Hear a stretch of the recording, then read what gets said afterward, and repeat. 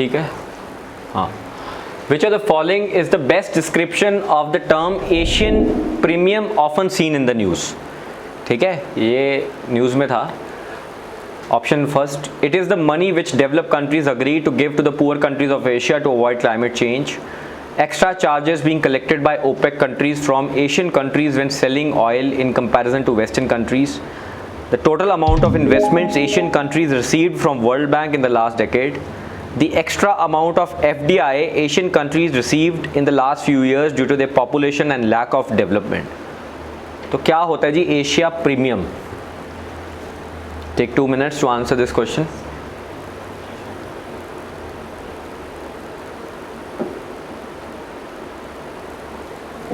ऐसे कर लो, लिख लिया जी। ऑप्शन हाँ लिखनी है बस, ये तो मिल ही जाओगी फाइल तो ऑप्शन मिल लिखने हैं।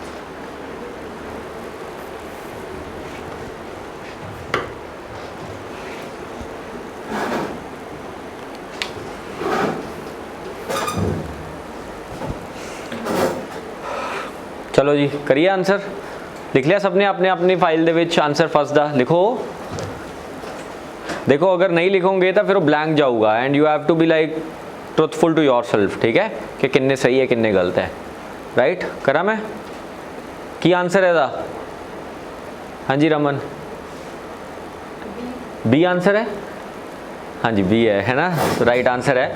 सो B answer is the right answer. देखो ये विच की है, मैं थोड़ा एक्सप्लेन करदा है। एशियन प्रीमियम के बारे बहुत ज़्यादा डिस्कशन चलती है। एशियन प्रीमियम का मतलब की होंदा है कि देखो ਤੁਹਾਨੂੰ पता है कि जिन्नियां भी ये सारिया ऑयल प्रोड्यूसिंग कंट्रीज़ है दुनिया दियाँ, ठीक है, जिन्होंने ओपेक कहने आपां, जिहदे विच है ना ये सारे येलो जिन्नियां कंट्रीज़ तुहानूं दिख रही हैं they are all oil producing countries.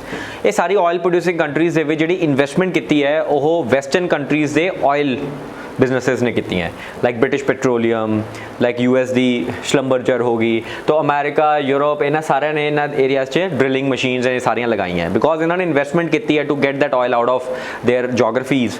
तो ये इन्होंने डील की है कि तुसी जिहड़ा सानू क्रूड ऑयल सप्लाई करोगे वो सानू सस्ता सप्लाई करोगे, ठीक है, बिकॉज असी तुहाडे इन्वेस्टमेंट्स की हैं। राइट असी इत्थे ब्रिटिश पेट्रोलियम ने इत्थे इन्वेस्टमेंट की है।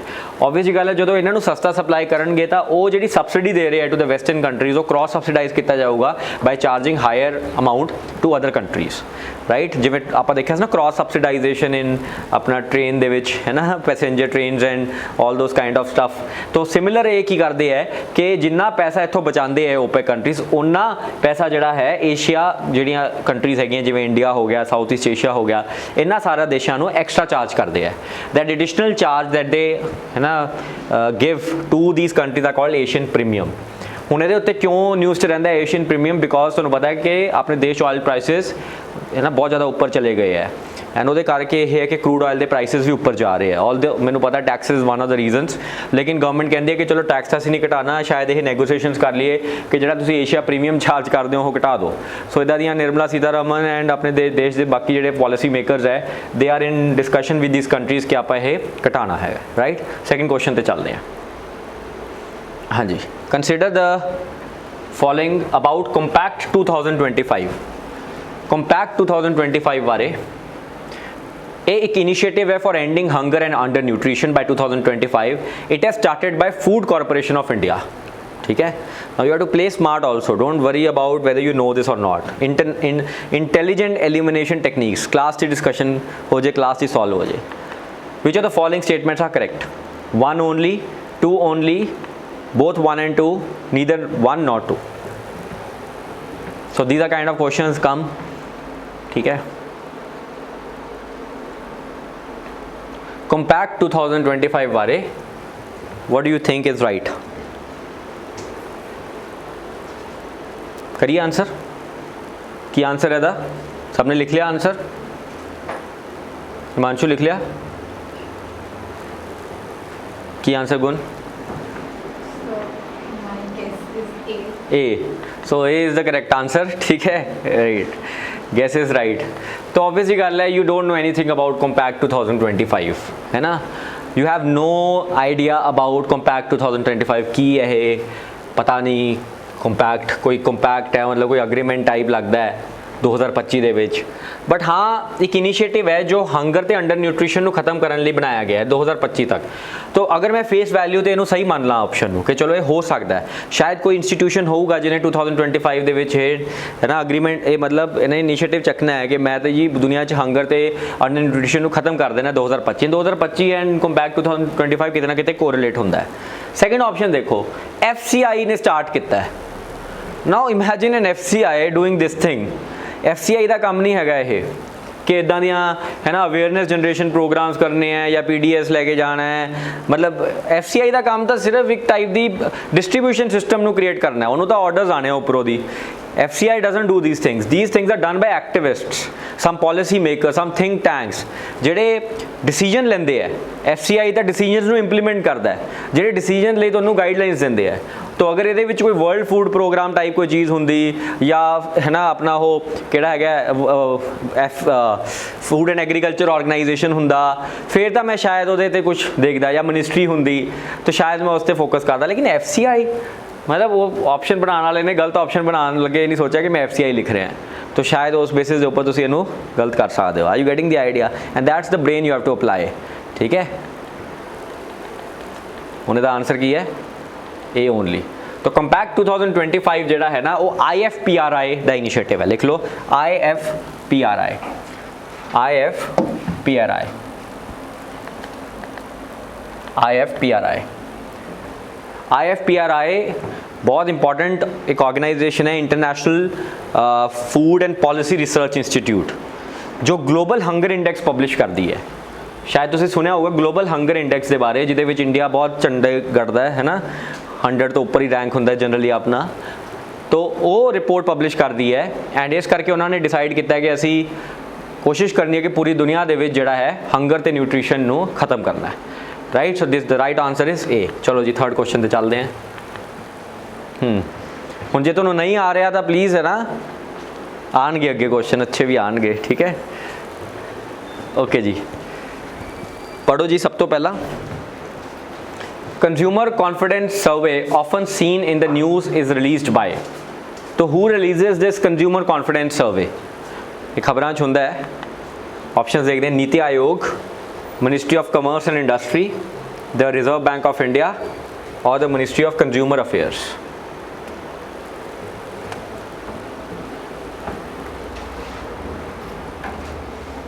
कंज्यूमर कॉन्फिडेंस सर्वे कौन रिलीज़ करता है? देखिए आंसर। हाँ जी हर्ष, मैं पूछूंगा सबनू मतलब कि तुसी की आंसर किया है। हाँ जी हर्ष,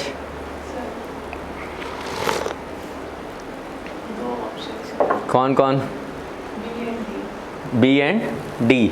इन्हां चो कन्फ्यूज, दोनों ही ऑप्शन गलत है। ठीक है, answer is reserve Bank of India. ठीक है, हुण ये तुहाडा प्रिपरेशन चैक कर रहा है, हुण उत्ते तुसीं कंज्यूमर वर्ड दे के कोरिलेशन लगा रहे हो। ठीक है, डोंट डू दैट। राइट, हाँ नहीं मैं तो जब मैंने आपको वो बताया, मैंने आपको पहले क्या बोला सर, डिस्क्लेमर दिया है मैंने कि मेरे टैक्टिक्स पे मत आओ, मैं बाबा है जो तुहानूं ड्रीम्स वंड रहे हैं पॉलिटिशियन की तरह। थे तुसी वो 4-10 चीज़ां दे के कहते हैं तो सर बड़ा ही काम सौखा है। It does cost but the problem is that वो चीज़ां उदों आउणगियां वैन यू आर योर की कहते उन्होंने अटैम्प्ट्स ही नहीं हो रहे। Suppose you are in such you know situation where you feel कि हुण तां कुछ हो ही नहीं सकता, मेरे अटैम्प्ट ही 50 हुए है, I am out of the game, मेरी प्रिपरेशन ही नहीं सीगी, then you have to take those risks. Right, हुण उत्थे जाके कुछ तो फाइट करना है ना आपां। आई नो कई बार उल्टा भी पै जांदियां गल्लां, बट क्या करें, ज़िंदगी ऐसी है, रिस्क लेंगे तो रिवॉर्ड मिलेगा, नहीं लेंगे तो रिवॉर्ड शायद नहीं मिलेगा। एंड ओवरऑल अगर मैं देखिए, मैं इन्हां रिस्क नूं लगांदा रहा है आपदे एग्जाम्स दे विच जो पेपर दिते है, तो मैनू बेनीफिट ही होया, ओवरऑल बेनीफिट ही हुंदा है।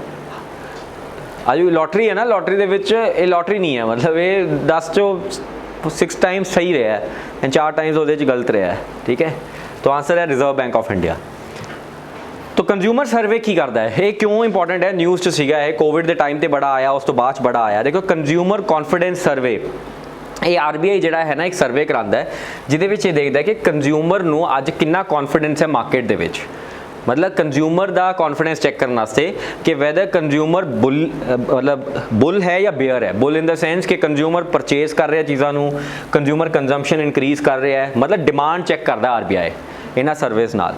ਐਂਡ ਬੇਅਰਿਸ਼ ਕੀ ਹੋ ਸਕਦਾ ਹੈ, ਕੰਜ਼ਿਊਮਰ ਕਹਿ ਰਿਹਾ ਨਹੀਂ ਸੇਵ ਕਰੂੰਗਾ, ਪਤਾ ਨਹੀਂ ਆਉਣ ਵਾਲੇ ਟਾਈਮ 'ਚ ਕੀ ਹੋਊਗਾ, ਮੈਂ ਫਾਲਤੂ ਦੇ ਜਿਹੜੇ ਖਰਚੇ, ਜਿਵੇਂ ਕਾਰ ਲੈਣੀ ਹੈ ਲੈਟਸ ਸੇ ਕਿਸੇ ਨੇ 2000 ਜਨਵਰੀ 'ਚ ਕਾਰ ਪਲਾਨ ਕੀਤੀ ਕਿ ਮੈਂ ਮਾਰਚ 2020 'ਚ ਕਾਰ ਲਊਂਗਾ, ਰਾਈਟ। ਫਿਰ ਕੋਵਿਡ ਆ ਗਿਆ, ਫਿਰ ਉਹਨੇ ਕਿਹਾ ਨਹੀਂ ਮੈਂ ਨਾ 2 ਸਾਲ ਪੈਂਡਿੰਗ ਤੇ ਕਰ ਦੇਣਾ ਕਾਰ, ਪਤਾ ਨਹੀਂਗਾ ਕਿ ਆਉਣ ਵਾਲੇ ਟਾਈਮ 'ਚ ਕੀ ਹੋਊਗਾ, ਅੱਜ 10 ਲੱਖ ਬਚਾ ਲੈਂਦੇ ਆ, ਕੱਲ ਨੂੰ ਇਹ ਨਾ ਹੋਵੇ ਕਿ ਇਹੀ 10 ਲੱਖ ਜਿਹੜੇ ਆ ਆਪਣੇ ਖਾਣਾ ਨਾ ਮਿਲੇ ਆਪਾਂ ਨੂੰ। ਸੋ ਕੰਜ਼ਿਊਮਰ ਕੌਨਫੀਡੈਂਸ ਕਿੰਨਾ ਹੈ।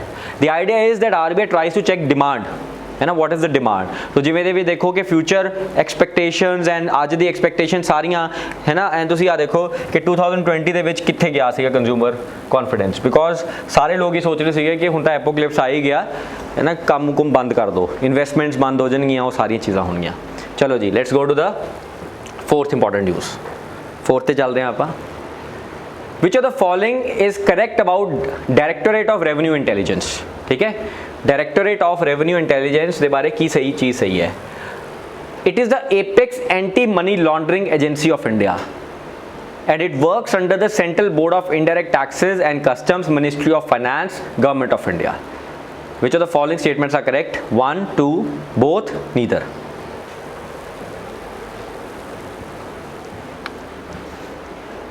हाँ भी साहिल,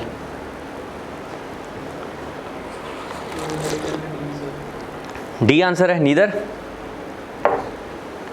देख लेने आंसर बी है सर, है ना। कहते ओ सर लॉस हो गया सर, फोकस दोबारा करो। देखो ए ऑप्शन नहीं हो सकता क्योंकि ए ऑप्शन मैं तुहानूं दस्सिया एनफोर्समेंट डायरेक्टोरेट हुंदा है।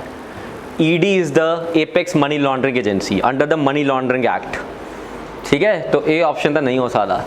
B option could be there because directorate of revenue intelligence की गल करते। रेवेन्यू का मतलब है आमदनी, एंड आमदनी इंडिया नूं ऑब्वियस जी गल है Central Board of Indirect Taxes, direct taxes दे विचों आंदी है।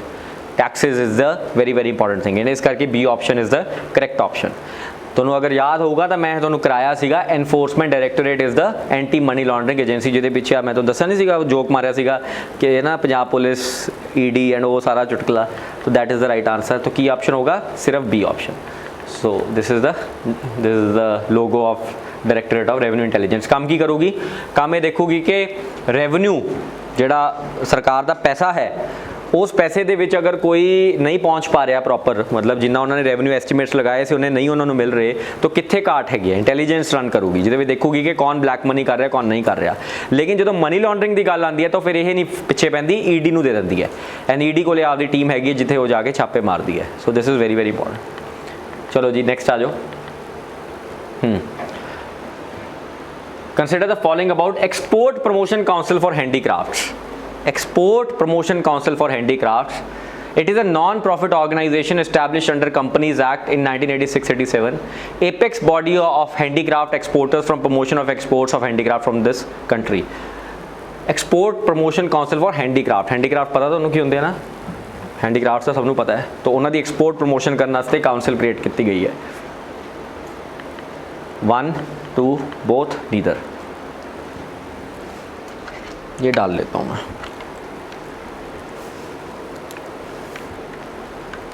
हाँ जी, की आंसर लगता था?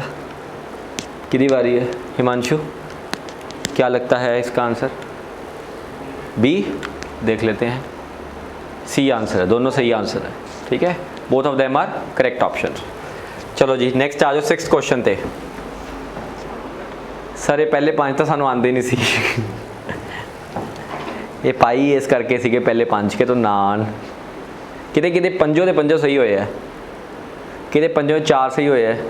ओ वाह यार, किते पंजा जो 3 सही होए है। 3 वाले बहुत वधिया है, 60%। 2 किसी का एक भी नहीं सही होया। साहिल कह रहा है पहले मैं दूजा नूं देख ला कि किसी का मेरे बराबर कोई है। चलो 6th पे आओ sir. Generalize system of preference ये न्यूज़ रहिंदा है। जनरलाइज सिस्टम ऑफ प्रेफरेंस, ठीक है, GSP की चीज़ है ये। जो तुम क्वेश्चन देखते हो ना फिर तुम न्यूज़ भी उस हिसाब नाल पढ़ना शुरू करोगे कि इदा पूछ रहे हैं की चीज़ है ये। ऑप्शन ए, एक प्रेफरेंशियल टैरिफ सिस्टम जो डेवलप कंट्रीज डेवलपिंग कंट्रीज में एक्सटेंड कर दी है। B, a non-discriminatory trade policy commitment offered by one country to another on a reciprocal basis. C, a preferential tariff system extended by India to African countries. D, a generalized system of mapping consumer preferences. की option होएगा?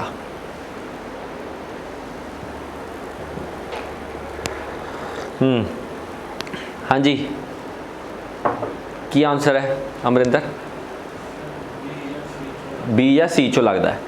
देखो एक चीज़ समझो तुसी, D हुण इहदे विच मैनूं बिल्कुल नहीं पता, let's assume I don't know anything about it. तीन ऑप्शनस ट्रेड दीयां गल्लां करदी पई है, 3 options are talking about trade relations, and एक जिहड़ी है वो फालतू की कोई होर गल करदी पई है। तो आ ऑप्शन तुसी दिमाग लगा के एलिमिनेट कर सकते हो, जिथे 3 ऑप्शन ट्रेड की गल कर रही है तो एक ही तुहानूं कन्फ्यूज़ करने वास्ते मैपिंग कंज्यूमर प्रेफरेंस, ठीक है। तो you getting your brain will get into this decision क्या था यार गलत ऑप्शन होएगा ही, या ये भी हो सकता है कि यही सही होवे बट ये नहीं हो सकता, फिर वो पागल नहीं है जो 3 ऑप्शन एक ही ट्रेड के रिलेटेड दवे तुहानूं। क्लीयर है कि नहीं है? पहला। दूसरा, हुण अपने को ऑप्शन किहड़ी आ जाती है, एक तो develop countries to developing countries, दूसरी आ जाती है कि non discriminatory trade policy, and third आ जाती है इंडिया टू अफ्रीका। हुण अगर तुसीं देखो 2 जगह पर प्रेफरेंशियल है एंड एक जगह पर नहीं है, यानी कि अगेन मेरा दिमाग ये कहता है कि ए या सी दे विच ऑप्शन होगा। समझ आया? Are you getting the point? है ना, कैसे दिमाग लगा रहा हूँ मैं। हुण तुहाडे कोल ऑप्शन हैगी है डेवलप टू डेवलपिंग या इंडिया टू अफ्रीका, तो क्या है इसका आंसर? अब आपका 50-50 वाले पे चले गए हो, तो क्या है answer? A is the right answer, ठीक है, A is the right answer. ये न्यूज़ में क्यों था ये देख लेते हैं अभी। ये न्यूज़ में इसलिए था क्योंकि डोनाल्ड ट्रंप जो है वो पिछे पिया सी इस पूरे सिस्टम दे, क्योंकि इंडिया नूं डोनाल्ड ट्रंप अमेरिका बहुत ज़्यादा ट्रेड रिलैक्सेशनस दिंदा सीगा इस पर्टिकुलर प्रोग्राम के under, and which was the reason कि इंडिया का बैलेंस ऑफ ट्रेड अमेरिका नाल सरप्लस च है। जिवें चाइना आपां नूं एक्सपोर्ट करता है ना, उदा इंडिया यूएस नूं एक्सपोर्ट करता है। We have a positive BOT with US, and इस करके उन्हें कहा कि अमेरिका नूं इंडिया इन्ना दे रहा है, क्यों दे रहा है? बिकॉज साडे कोल GSP एग्जिस्ट करता है, एंड असीं GSP नूं खत्म करना है सो दैट इंडिया नूं अमेरिका देने की बजाय अमेरिका इंडिया नूं देवे। Why should Americans lose their this thing? Are you getting the logic? But हाँ, नहीं पता तो थोड़ा जा स्मार्टली भी आंसर कर सकते सी क्वेश्चन। स्मार्टली समझ आ गया ना किवें आंसर किया, बट वो जो जेडे तुक्के बाद च लगाने हैं, है ना। आगे चलते हैं 7th क्वेश्चन पे आओ। Global real estate transparency index के बारे में पूछा है, ठीक है। Global real estate transparency index, ये United Nation human settlement programme है, और in the latest edition India एक प्लेस ऊपर गया है बिकॉज उसकी मार्केट फंडामेंटल्स, पॉलिसी रिफॉर्म्स और FDI की लिबरलाइजेशन की वजह से ये हुआ है, जो 2018 में आया थी। केडी स्टेटमेंट करेक्ट है? 1 only, 2 only, both 1 and 2, neither 1 not 2। हाँ जी Khushveer, option B. So you are saying only 2, let's see. सही है यार, है ना, यू आर द राइट। देखो ये JLL ग्रुप लेके आंदा है, ठीक है। सो JLL ग्रुप लेके आंदा है, यूनाइटेड नेशन का कोई लेना देना नहीं है। JLL ग्रुप एक इंटरनेशनल थिंक टैंक है ऑन रियल एस्टेट प्राइसेस के ऊपर, and definitely India has improved in the ranking. तो ये जे क्वेश्चन जेडे है ना, एक तां पाया मैं कि ये जे क्वेश्चन सरप्राइज क्वेश्चन होंगे हैं, मतलब तुसी कदे एक्सपैक्ट नहीं करते कि UPSC आ की पूछ रहा है ना, लेकिन वो पूछ लेंदा कई बार ये जे क्वेश्चन।